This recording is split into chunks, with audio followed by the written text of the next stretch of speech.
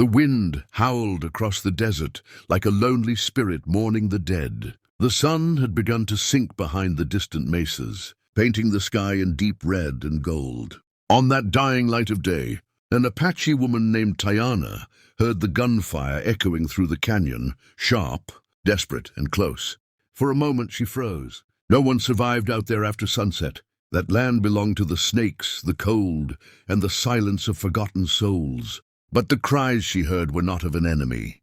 They were of a man fighting death itself. She ran toward the sound, her bare feet cutting against the sand and stone. She reached the ridge and saw a man lying beneath, a twisted mesquite tree, a cowboy, his shirt torn and blood pooling beneath him. His horse was gone. His hat lay beside him, riddled with bullet holes. Tiana could tell he had been ambushed. 3 men on horseback were riding away, their laughter echoing into the night. The cowboy was barely breathing. His lips were dry, his eyes half open. He looked at her confused, maybe even afraid. Apache and cowboy were not supposed to cross paths except in war. But Tiana saw something in his eyes, something that made her heart ache, the will to live. She knelt beside him, pressed her hand to his wound, and whispered, "Don't move. I'll get you out of here." Night fell fast. Coyotes began to cry in the distance. She dragged him to a hidden cave, one she had used since childhood to escape the soldiers' patrols. She made a small fire, cleaned his wound with crushed yucca root, and wrapped it in strips torn from her own dress. The man groaned, pain twisting his face, but he didn't speak. When he finally opened his eyes, he whispered, "Why are you helping me?" Tiana didn't answer. She simply said, "Because no one deserves to die alone in the desert." Hours passed. The wind turned cold. She stayed awake through the night, feeding the fire and checking his breathing. When dawn came, she saw his color had returned. He was alive. The cowboy finally spoke clearly. "Name's Ethan Cole," he said weakly. "Used to ride for the Circle C Ranch. Guess I won't be riding anywhere now." Tiana smiled faintly. "You'll ride again, cowboy. You have the fire inside you." He looked at her, studying the face that had saved his life, the sharp eyes, the calm strength, the soft courage. He wanted to ask why she had risked everything, why she had saved a man who might have once hunted her people. But words failed him. Outside, the sun rose again over the canyons, and the world looked almost peaceful.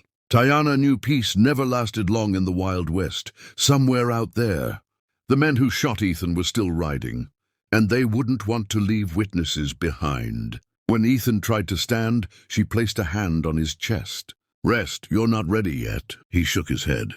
"They'll come back. If they find you with me," Tiana cut him off, "then they'll find a woman who's not afraid to fight."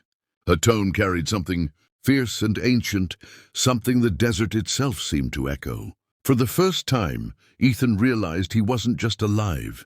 He was under the protection of a spirit far stronger than himself. Days passed. His wound healed slowly. Tiana brought him herbs, water from the spring, and sometimes laughter, the kind that comes only after surviving death. And somewhere between those silent desert nights and shared glances by the fire, Ethan began to see her not as an Apache, not as an enemy, but as a woman with a heart braver than any gunman he had ever known. One evening, as the wind sang low across the sand, Ethan said quietly, "You saved me. I owe you my life." Tiana looked at him with a hint of sadness. "A life is not a debt, cowboy. It's a chance to do something right." He nodded slowly, understanding what she meant. In that barren land where blood often stained the dust, she was a reminder that compassion still existed, fragile, rare, and beautiful. But the desert was not done with them yet. The sound of distant hoofbeats echoed through the canyon once more. Tiana stood up, eyes narrowed toward the horizon. "They're coming," she said. "The men who left you for dead." Ethan reached for his revolver, half-loaded and shaky in his grip. Tiana took her bow from the corner of the cave, her movements calm but sure. For a moment, the two of them stood side by side, the wounded cowboy and the Apache woman, ready to face the storm together. The first shot came from the ridge.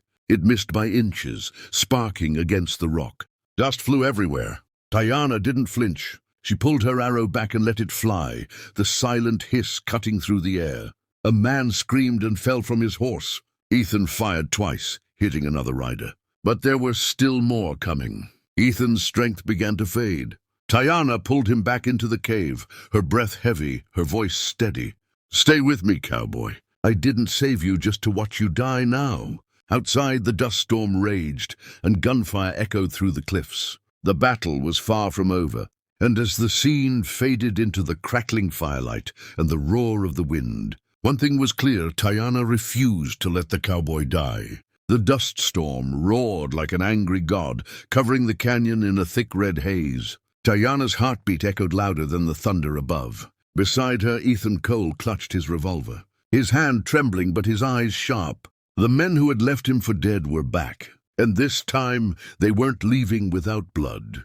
Tiana whispered, "Stay low. Let them come closer."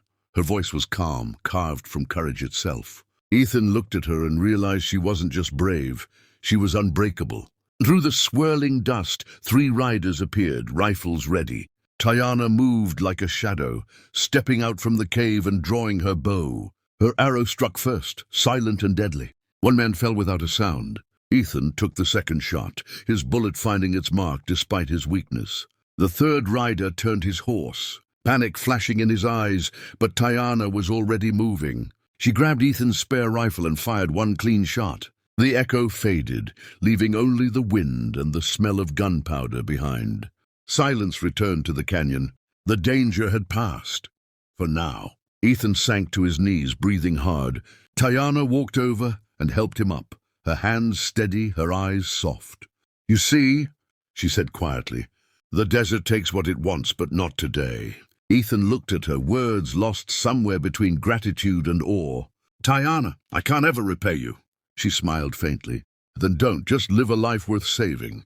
As the sun rose over the blood-red cliffs, its light fell across them both, a wounded cowboy and an Apache woman, bound not by race or war, but by something deeper: respect, courage, the will to fight for life itself. When Ethan finally rode away days later, healed and ready to face the world again, he looked back once. Tiana stood at the ridge, her hair whipping in the wind, the spirit of the desert in her eyes. She had become part of his story, the reason he still breathed. And though they would never meet again, every time the wind swept across the plains, Ethan could almost hear her voice whispering through the dust. "No one deserves to die alone.